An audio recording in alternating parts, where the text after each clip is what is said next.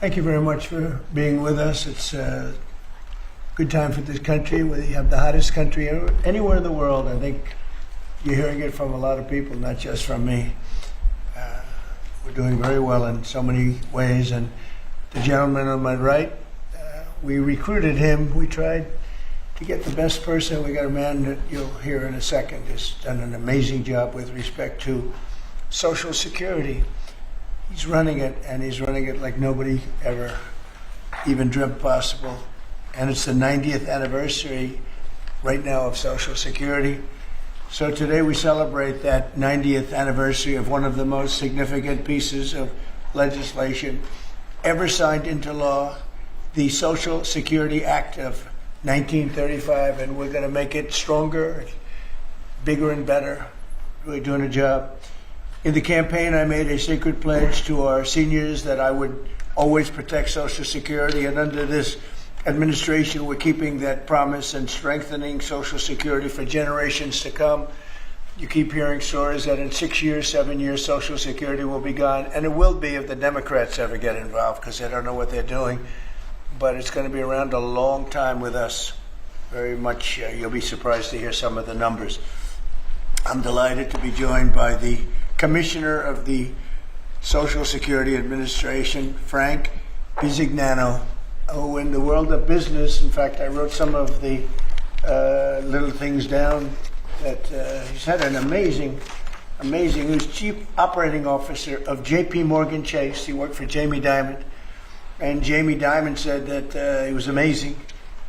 So think of that, Chief Operating Officer, J.P. Morgan Chase, had a storied career. Then he went to First Data.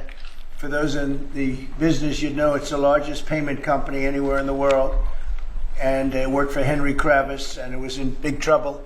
He took it over as CEO. He made it incredible. They merged with Fiserv, and he became CEO of that, and that became extremely successful. I was in Milwaukee. I guess they have the Milwaukee Arena, and where we had some good success and some good speeches. But he's a really legendary guy, and he wanted to do this. I mean, he just wanted to straighten out Social Security because he loves our country. And what he's done in a few months is amazing. Almost 60 million American seniors rely on Social Security for peace of mind and a life of dignity in retirement. These Americans paid into the system, and they deserve leaders in Washington who are going to protect the benefits they've had and protect Social Security. Under Biden, Social Security went down like nobody's ever seen. It deteriorated. There's never been anything like it. The 4 years of Biden were very, very destructive. It couldn't have gone on much longer. Social Security was going to be destroyed. It was being destroyed. The average call wait time reached an all-time high of more than 42 minutes. Field office wait times were at 32 minutes, which is unheard of, and the disability claims backlog was the longest ever in recorded history. In other words, it was run just like the country was run. It was run really badly. But I'm pleased to report that under our leadership, and Frank in particular, the changes he's made and what he's done is sort of a miracle. Sort of like what happened with the country as a whole. Field office wait times are now down 30% since last year, and it looks like it's going to a total record number. And the record was set in a long time ago when the world was a lot different place. We're going to beat that record. Call wait times are down 73% while serving twice as many customers per day.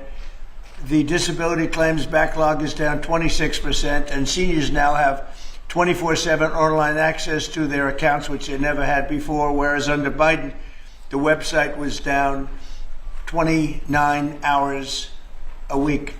For maintenance purposes. It was essentially not open very much. They were always maintaining it, but they didn't know what the hell they were doing. They had a person running that had no idea what they were doing. Among my very first acts was to order all government employees to return to the office or be removed from the job, which means our Social Security offices are now open for full business hours 5 days a week. So unlike being shut down all the time, we're open at record levels also. We're making it really great for the people that want and demand Social Security, and they paid into the system. They deserve it. Last month, I signed one big, beautiful bill and allowed no tax on Social Security for our great seniors, okay? So how's that? Not bad, right?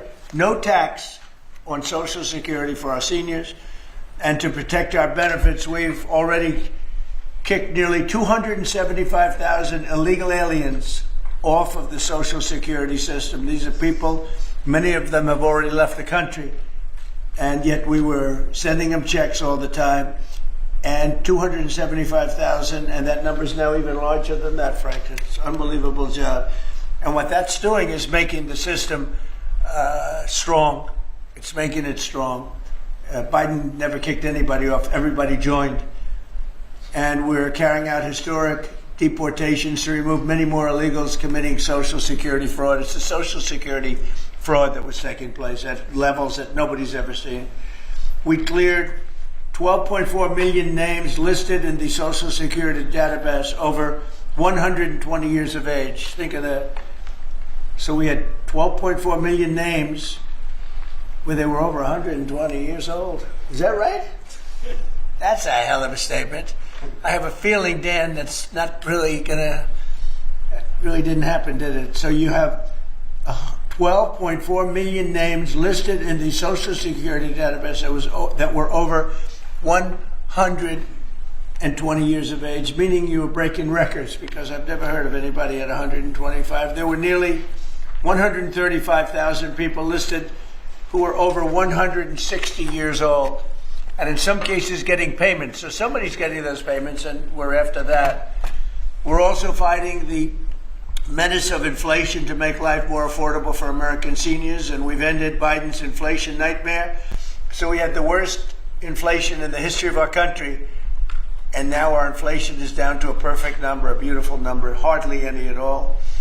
And yet our country is taking in tens of billions of dollars and trillions of dollars, actually trillions of dollars in tariffs. You know all about it. It's been amazing. They say, why are we taking in so much money? Last week they found $29 billion and they couldn't figure out where it came from. I said, check the tariff shelf. And they said, how did you know that's where it came from? We're taking in billions and even trillions of dollars in tariffs, paid by other countries who, frankly, were taking advantage of us for many, many years. And they were doing that to us, but our people didn't know it. We didn't have smart business people. We've ended Biden's inflation nightmare and came in below expectations, and yet, again, this past month, we set records. Gasoline prices are way down, and really dramatically, as everybody knows, and energy prices have been going down, other than in certain states where you have Democrat-run states where they put windmills all over the place. Anytime you see a windmill, you'll say, well, they have bad energy costs, and it's happening in New Jersey. I saw that there's a revolution going on in New Jersey. They closed up a nuclear power plant, and they're raising electricity rates by 21, 22, and 28%, something like that. And you're going to have a new governor in New Jersey. I'll tell you what, you have a good man running in the Republican Party. He'll get him down. But what they've done is they've killed so many good sources of energy for very expensive windmills and lots of other things that don't work. 401ks and retirement accounts are soaring, and the stock market is setting record highs. Almost every day we're going record highs, and yet we're taking in hundreds of billions of dollars in tariffs. So it's turned out that Trump was right and they were wrong. A few smart people knew what was going to happen. A few of us were right. So we're going to keep the fighting going. We're going to make America's seniors every single day. We're going to fight for them. We're going to make them richer, better, stronger in so many different ways. But Social Security is like pretty much the one that we think about, and we love it, and we love what's happening with it. And it's going to be good for 90 years and beyond. Again, you were given only a short period of time. Social Security was supposed to be like down. Had they won the election, Social Security would have defaulted during Biden or Kamala's election, whoever they so chose. Two beauties. And now what I'd like to do is ask Frank to say a few words. Again, This is a man with a really storied past. He's one of the most successful anywhere in the world. What he did at J.P. Morgan Chase and what he did for Henry Kravis and all of the others are like legendary stories. And he just wanted to do this. He's making about a tiny fraction, I would say, a tiny fraction of what you used to make. But he didn't care. He wanted to do it. He made a lot of money. And he said, I want to run that system. I want to put it back on track. And he's got unbelievable talent over there. It's like a different place. So, Frank, would you say a few words, please? Sure. Thank you. Is less than 1% tiny fraction, sir? Is that what it is? Less than one? That's a tiny That's fraction. an honor. It's an honor. It is an honor. And I'd like to start off by thanking the President for his tireless effort in running the country and what he's done across the country, meeting every commitment. And, you know, I see it directly in the big, beautiful bill, the opportunity that it's brought to seniors. But his effort on every commitment, delivering against it, and delivering on world peace tirelessly. I'd like to also thank him for my opportunity.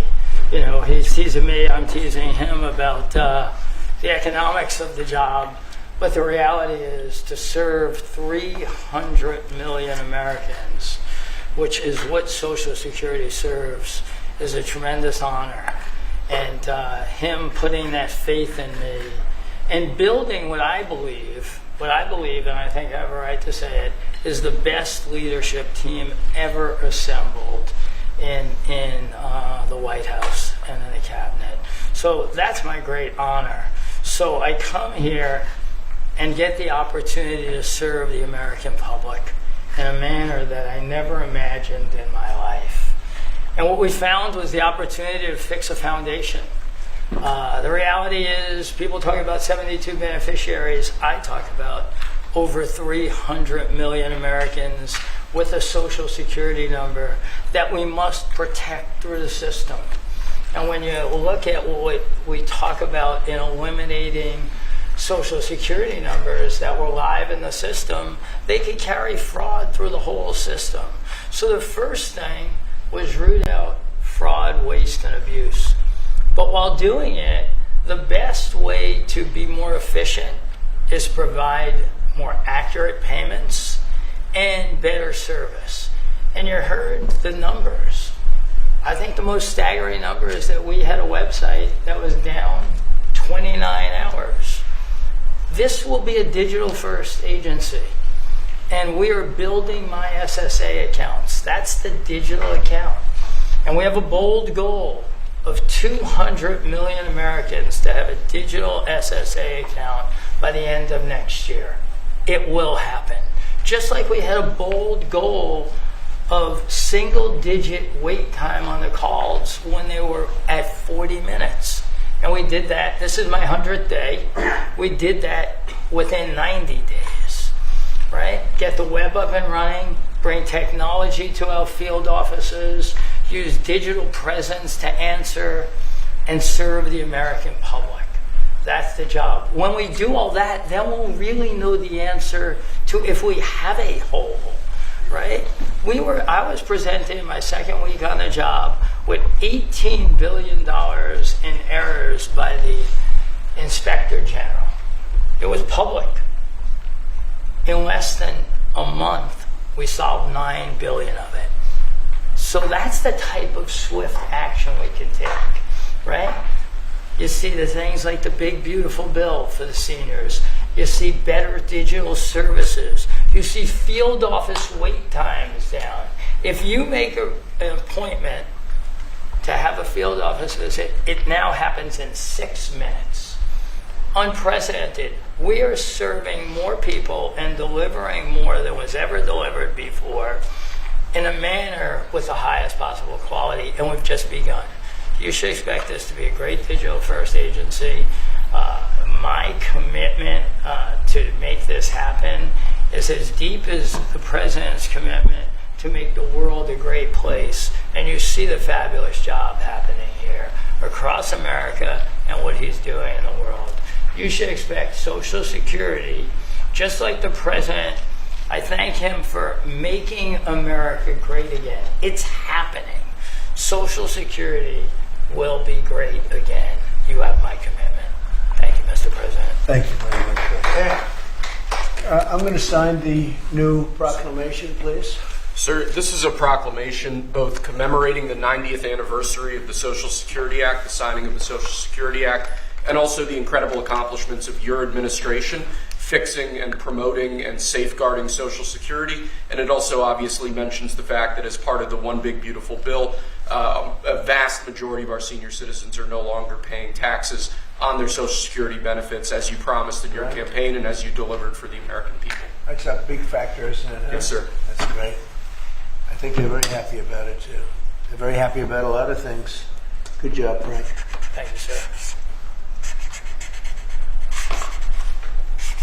And Frank has brought with him some of the most talented people in business, and they were making a lot of money, but they made a lot of money. They had money they didn't have to make anymore, and they just want to do this. They want to have our country become strong and good, and that's what's happening. And we're doing that in a lot of locations, a lot of areas. You deal with some of the people that are commissioners, that are secretaries of state, secretaries of treasury and of commerce, people that were really, really successful people, and they gave all that up to make a very small amount of money. They don't even consider it a fraction. You say 1%, less than 1%. That's pretty good. That's a big pay cut. But Frank is one of the most outstanding of all. His career has been incredible, and you just have to look at what happened at J.P. Morgan Chase and look at what happened with First Data. First Data was the biggest company of its kind in the world, but it was not going to make it. He went in, and it became a tremendous success. It merged into another company, and he became the head of that company. Then he said, let me go save Social Security. Because as big as that stuff is, it's small potatoes compared in terms of numbers, right? In terms of numbers, these are big numbers. Government numbers are big numbers. So I want to thank everybody for being here, but I'm really proud of you, Frank. And here's your proclamation, and let's take a look at what that looks like. Signed by the human hand. For a change. That's good, right? Do you have any questions for Frank? Mr. President. How about questions for Frank?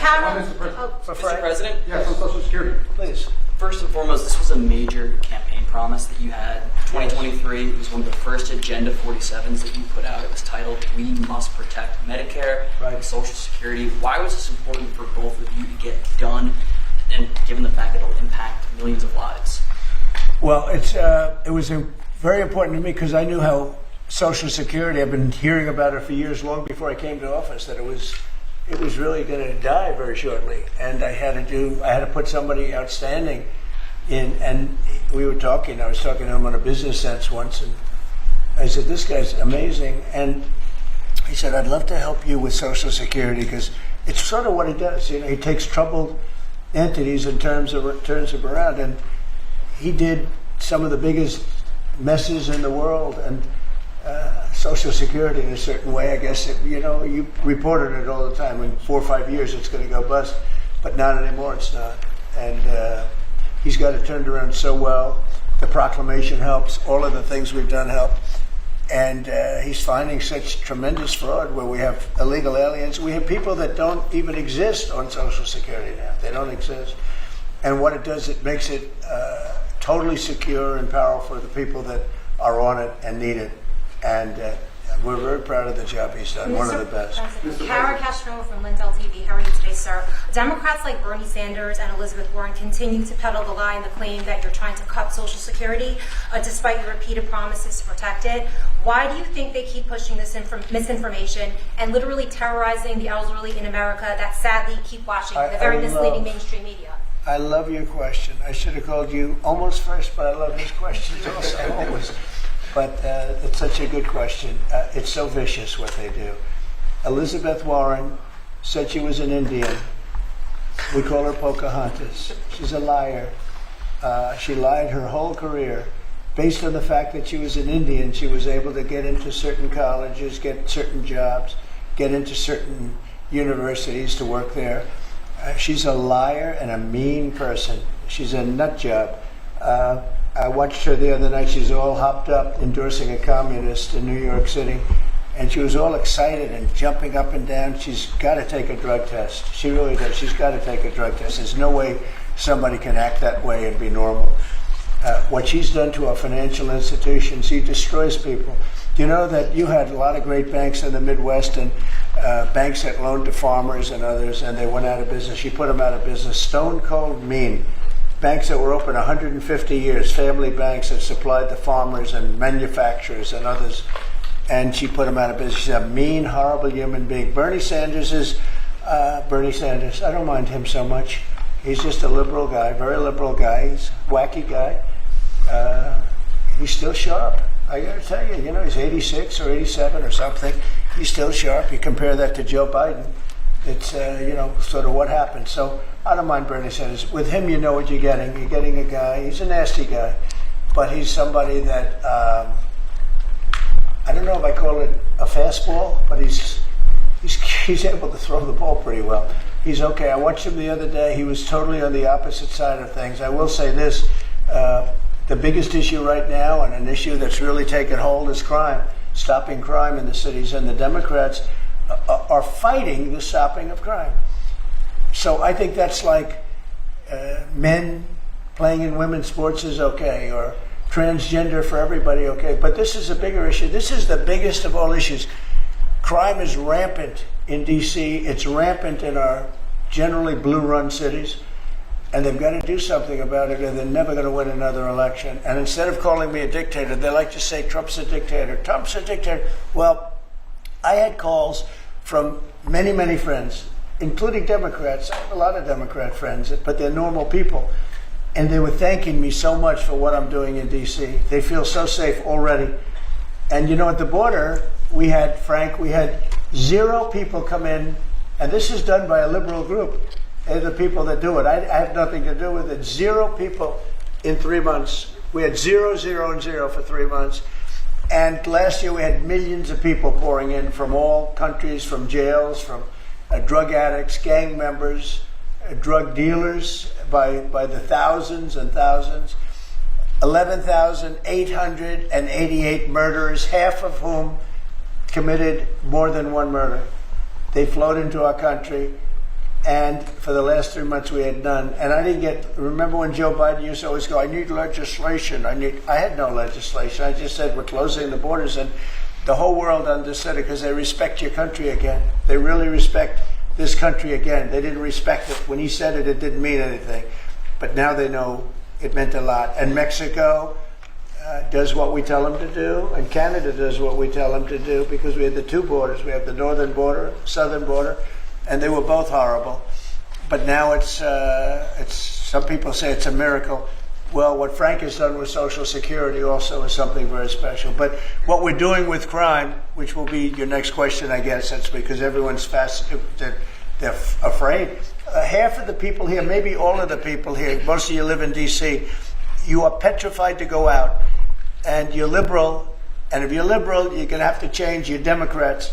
You're going to have to change your ways. So we will have crime under control very shortly in D.C., but they're record numbers. And sadly, what I guess the mayor did, but whoever it was, they asked the numbers to be fudged so that it would show less crime than the fact. The fact is, it's worse than it's ever been, and we will have it just like we did at the border, where with borders are totally in great shape right now, the best ever, record-setting shape.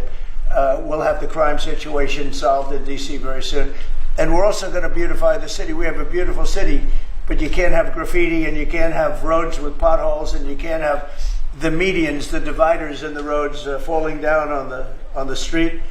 We're going to be beautifying the city, making it really beautiful. We're going to be getting the criminals the hell out of here. We don't want the criminals in Washington, D.C. Mr. President, one on your Putin meeting and then one on D.C. crime. Are you prepared to offer Vladimir Putin access to rare minerals to incentivize him to end the war? We're going to see what happens with our meeting. We have a big meeting. It's going to be, I think, very important for Russia. And it's going to be very important for us. And important for us only that we're going to save a lot of lives. Look, we have, we're not paying any money, as you know, to Ukraine. We're supplying equipment. We're being paid 100% plus for that equipment by NATO. And I got NATO up from 2% to 5% of GDP. They now have billions of dollars.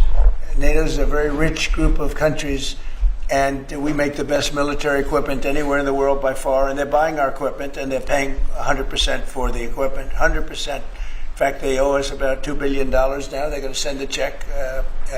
Another one was sent recently for $1 billion. So we're not spending any money anymore. Biden gave them $350 billion, got nothing for it. And if you look, and by the way, we also signed a rare earth deal where we get, years of rare earth to get our money back, the money we spent. But what I'm really doing this for is to save thousands of soldiers a week. You have Russian soldiers, you have Ukrainian soldiers, and then you'll have missiles dropped into various cities and towns in Ukraine. And they're losing last week they lost 7,251 people, mostly soldiers, Russian and Ukrainian soldiers. I'm doing it for that reason. We have a meeting with President Putin tomorrow. I think it's going to be a good meeting, but the more important meeting will be the second meeting that we're having. We're going to have a meeting with President Putin, President Zelensky, myself, and maybe we'll bring some of the European leaders along, maybe not. I don't know that it's going to be very important. We're going to see what happens. And I think President Putin will make peace. I think President Zelensky will make peace. We'll see if they can get along. And if they can, it'll be great. I've solved 6 wars in the last 6 months, a little more than 6 months now, and I'm very proud of it. I thought the easiest one would be this one. It's actually the most difficult. We had one war raging, as you know, for 37 years. One in the Congo with Rwanda was raging for 31 years. We solved 6 of them, made peace, not just solved them, we made peace. If you look at Pakistan and India, planes were being knocked out of the air. 6 or 7 planes came down. They were ready to go. Maybe nuclear, we solved that. I thought this would be maybe an easier one. It never made sense, this war. It would have never happened when I was president. If I were president, this war would have never happened. But millions of people have been killed. And I'm there for one reason, to see if I can solve. This was Biden's war. This isn't my war. I want to see if I can stop the killing. Yeah. But rare earths, do you plan to offer him access to that at all? We have great rare earth. We made that as payment for all of the money that we've spent so foolishly in Ukraine. We spent $350 billion. Now, Europe spent $1 billion. That's a lot of money. They spent $100 billion. That's a lot of money. But we shouldn't be spending a lot more money than them, and they understand that. And I think that's maybe why we're not spending money anymore. We're not spending any money. They're paying us for everything. So people are shocked when they hear it. They don't even understand. They don't even write about it. But we're not spending money. But we are spending a lot of time trying to get the war solved. If we can get the war solved, we'll be very happy. As far as rare earth, that's very unimportant relative to, I'm trying to save lives. On DC crime, on DC crime, sir. President, on DC crime, do you have a message for the Democrat lawmakers like Nancy Pelosi or media who are saying, after living here for many years, that there is no crime and you're trying to start a new news cycle? It's another reason why the Democrats lost the election in a landslide. They lie. It's just lie. Look, the crime is very bad. I think they'd be much better off saying, we want to help President Trump with the crime because it's an epidemic. It's a tragic situation. It's the worst it's ever been. And we want to help President Trump with the crime, as opposed to, he's a dictator. He's a dictator. People are so happy to see our military going into D.C. and getting these thugs out. As you know, we arrested a lot of people yesterday. We arrested a lot of people today. We're getting people that have arrest records that you wouldn't believe.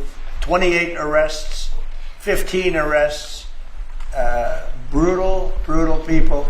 And we're going to have to do something about this cashless bail, because people shoot somebody, they kill somebody, and they're out on the street in less than an hour. Now, that's when it's all started in New York, in Chicago, Los Angeles. You take a look. If we didn't go to Los Angeles to help this incompetent governor and a mayor that doesn't know what the hell she's doing, if we didn't go to Los Angeles, you wouldn't have a big part of it burned down. The other part of it would have burned down too. You would have not had. I don't think you would have been able to have the Olympics. We have the Olympics. I have a lot at stake with that because I'm the one that got the Olympics. I got it in my first term, and I didn't. I was saddened because I got it for what would be my third term, okay, which turned out to be second term. And the Olympics, it's a great honor, but I felt badly because I said I won't be president when the Olympics came. Well, through circumstance, I am president. I want to make sure the Olympics is great, the World Cup is great, and the 250, maybe the most important of all, is the 250-year celebration is great.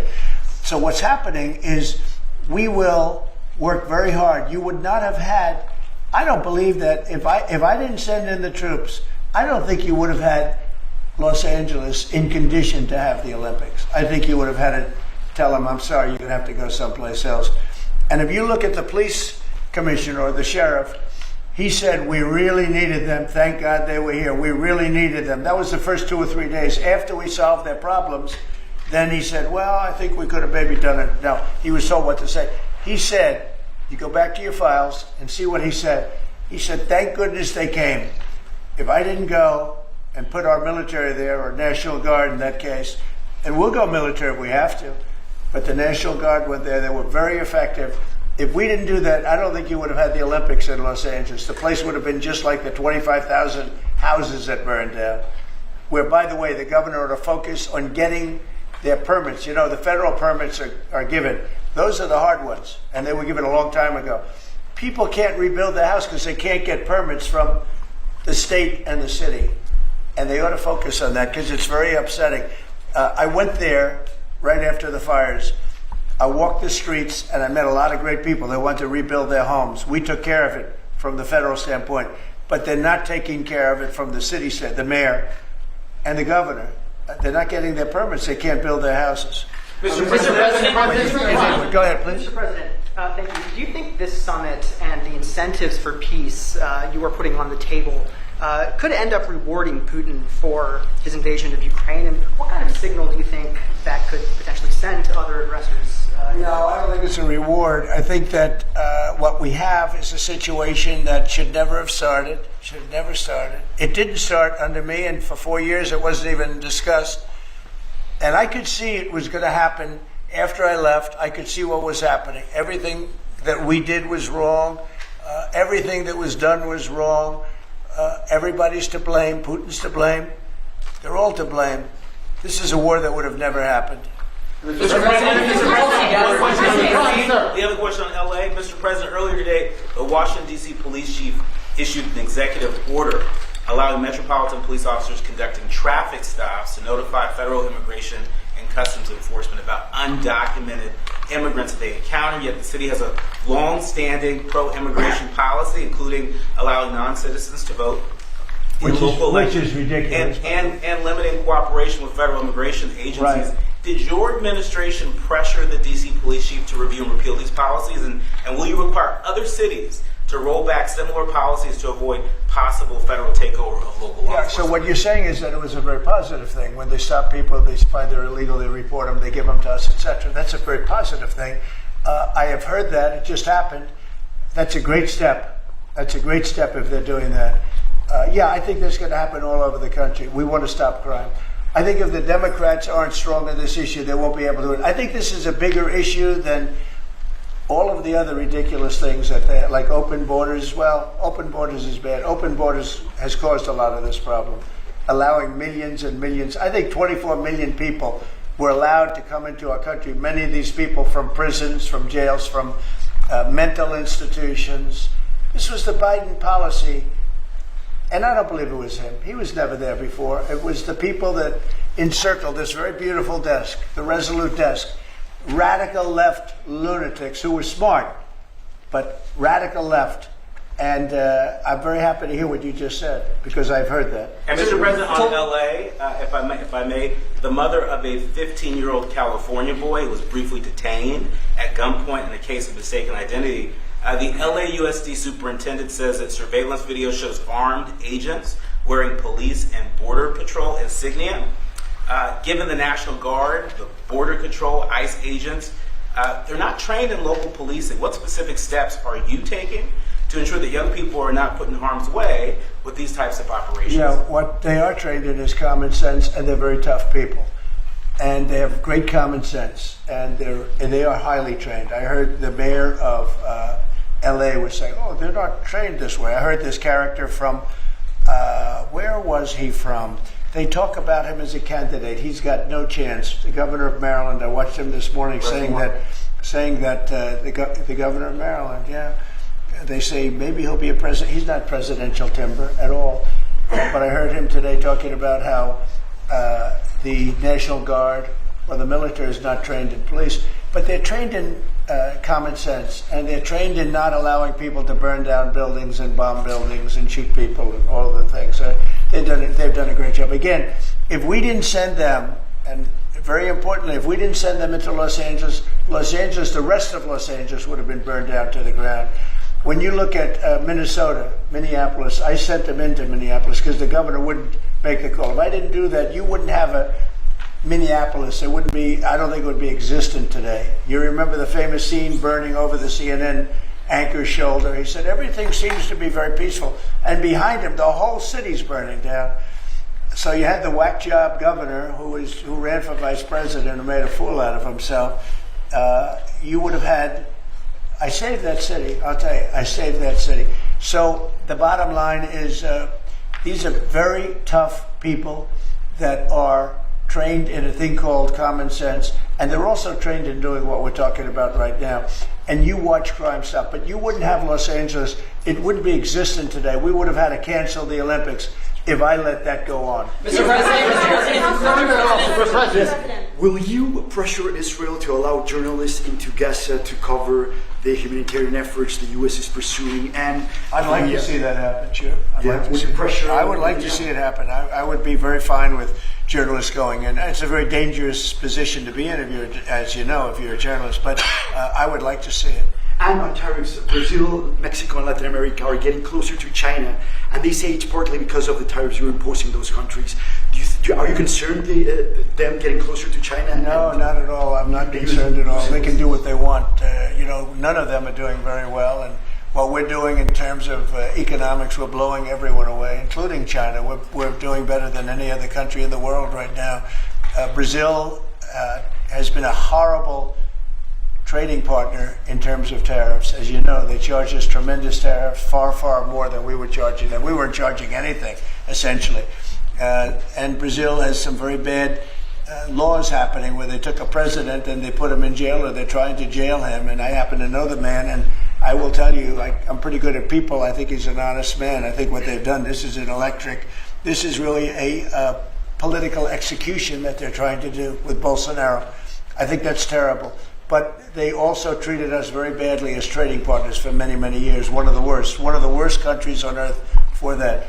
They charged tremendous tariffs, and they made it very difficult to do anything. So now they're being charged 50% tariffs, and they're not happy, but that's the way it goes. Mr. President, on DC crime, are you concerned at all that some federal officers that are helping DC police might be being pulled away from other high priority assignments? Like what?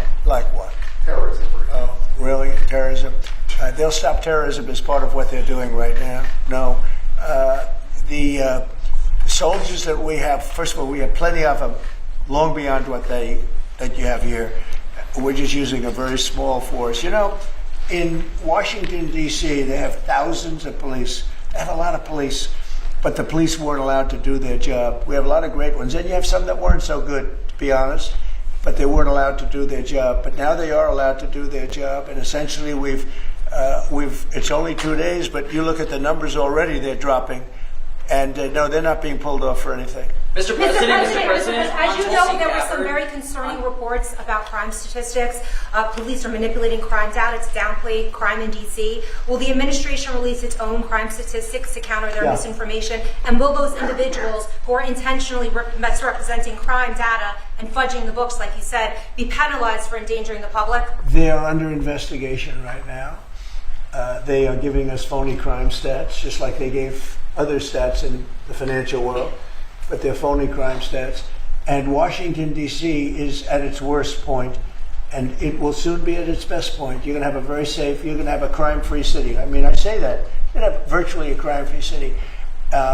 And these are strong men, but the criminals are strong men and women, but they're strong men. And these are people that don't play games. We're not playing games. These are criminals we're dealing with. and they treated people. They took one of the people that worked for us the other day. You saw the beating, the pounding, 10 against 1, and they pounded the hell out of him. He's lucky to be alive. He's barely, almost killed.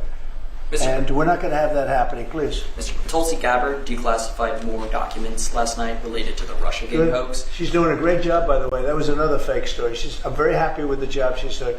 That's right. They declassified some terrible documents talking about Democrats and what they did. Yep. Radical left lunatics. It showed that then DNI James Clapper sent out emails to IC officials saying that it would be a team sport to push then the debunked 2017 ICA report, and that it might need them to compromise on their normal modalities. What's your reaction to the latest declassification? And in your view, sir, what does real accountability look like for players? It's incredible what we're finding. Absolute proof of guilt. And we'll see what happens. But Clapper and Comey and that whole group of criminals, they're criminals. And they made it very tough. You know, they did the fake Russia witch hunt that lasted for 2 years. And I got totally exonerated. There was no doubt about it. They should have done it in 1 day, not 2 years. But it was a whole scheme to try and demean Trump so that I couldn't win an election. And that is a criminal group of people. They're sick people, and they're criminals, and they should be taken care of. Mr. President, does Putin have a strong hand tomorrow? Well, he came to our country, and I heard CNN fake news talking about that was a big win for him.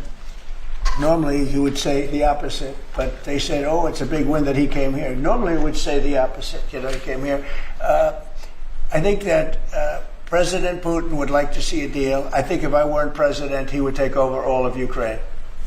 It's a war that should have never happened. If I weren't president, in my opinion, he would much rather take over all of Ukraine. But I am president, and he's not going to mess around with me. Mr. President, on Russia, Mr. President, would you support or agree to reducing NATO troops in Europe, in countries like Poland, in order to get Russia to agree to a peace deal? That hasn't been put before me, and I'll think about that for later, but it has not been put before me. Go ahead. Is anything less than an unconditional and immediate ceasefire a victory for the U.S.? Tomorrow? Yes. Well, tomorrow we'll see. I say, I don't know where that comes from. Sort of not a good question. I would say that tomorrow all I want to do is set the table for the next meeting, which should happen shortly. I'd like to see it happen very quickly, very shortly after this meeting. I'd like to see it actually happen maybe in Alaska, where we just stay because it's so much easier. But I think that it's going to be very interesting. We're going to find out where everybody stands, and I'll know within the first 2 minutes, 3 minutes, 4 minutes, or 5 minutes, like we tend to find out, whether or not we're going to have a good meeting or a bad meeting. And if it's a bad meeting, it'll end very quickly. And if it's a good meeting, we're going to end up getting peace in the pretty near future. Okay? How about one more? Mr. President, on the Smithsonian. Thank you, Mr. President. On the Smithsonian, I know that your administration is seeking to weed out a lot of this left-wing spin that's in the museums, but we're seeing from people like Brian Stelter or other commentators that they're insinuating that you are trying to change history according to your narrative. What's your response to that, and is there anything you'd particularly like to take a look at? We want the museums to treat our country fairly. We want the museums to talk about the history of our country in a fair manner, not in a woke manner or in a racist manner, which is what many of them, not all of them, but many of them are doing. Our museums have an obligation to represent what happened in our country over the years, good and bad, but what happened over the years in an accurate way. Thank you very much, everybody.